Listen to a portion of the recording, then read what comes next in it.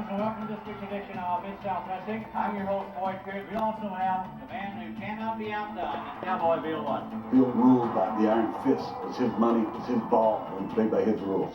The biggest star in the history of Mid-South was JYD. He's setting the wrestling world on fire today. What a showdown it will be Saturday night in the Superdome.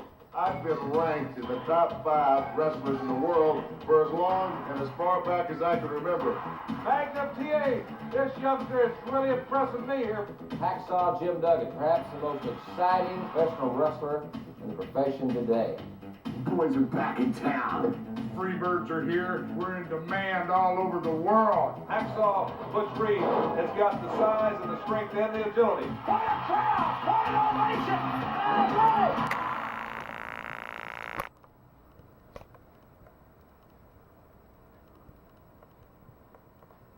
If you had a panel of 5 people and asked them what was the greatest territory to breed young talent and make them become the greatest stars they could ever be, they would say it was Mid-South.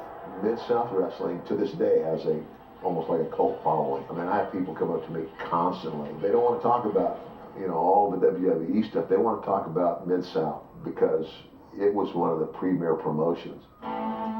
Mid-South was a territory that encompassed Louisiana, Mississippi, Arkansas, Oklahoma. It was huge. Going all the way back into the 30s and 40s, Leroy McGuirk was the star of the territory. Leroy had a great name identity in that whole region of the United States. So Leroy became a partner, eventually owning the territory outright. Then fast forward, Bill Watts started in the Oklahoma territory. Cowboy Bill Watts had been tutored by Eddie Graham in Florida, and he came back to his home state of Oklahoma, and he became partners with Leroy McGuirk.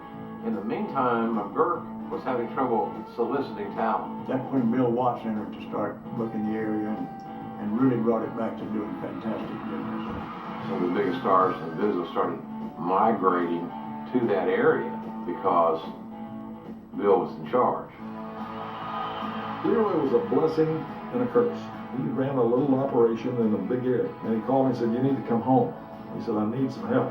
And here comes the big cowboy to make an offer to McGuirk. And about 3 years in, I was just exhausted dealing with Leroy. And they'd go over all my booking and everything I would do, and then try to pick it apart. It made me have to be so much more prepared and know where I was going and why. What's that gorilla doing out there? I got this! Let's do it! I said, "Leroy, it's time you retire. It's passed you by. Let me buy you out so you can announce you sold it to me." So I had no animus toward him. It was just awfully hard, and I learned so much from it.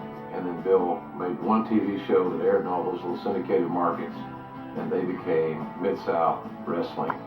Hello, everybody, and welcome once again to Mid-South Wrestling Television Network. I'm your host, Boyd Pierce. We're glad that you joined with us. In all my years, I've never found a guest commentator with the knowledgeable ability of this man, Cowboy Bill Watts. Bill? Well, thank you, Boyd. It's always a pleasure to get to do something you enjoy, and both you and I enjoy professional wrestling. Mid-South was truly his juggernaut, his place. He built it into what he felt it should be. Things had really changed for me, and we were doing very, very well. Bill was a tough man. I mean, without question, he was a hard-nosed guy. Bill was great at taking young green talent and molding them and pushing them to the point where they would come to whatever level of greatness they could be. I learned things from working with Bill Watts. He was a real stickler in your interviews where you want to have something at the end where people might remember a little bit of what you said by, raising your voice or leaving something loud at the end. Because nobody paints the ember of Butch Reed yellow and gets away with it, baby! Nobody! We had good talent. There was a lot of great stories. Very compelling storytelling. He hoists him up and he sets for that spinning toe hold, and he goes to the figure four, but no! Flair kicks him out over the top rope. Listen to the crowd! I never thought I'd see it. All these people are behind DiBiase. What an effort! Can he get out? Come on! Get out! The biggest match of his life! There is some of the best compelling television I think ever written. They all want to come to the Mid-South area because that's where the action is. Some top guys came out of there, obviously. Junkyard Dog, Ted DiBiase. Bill was a genius.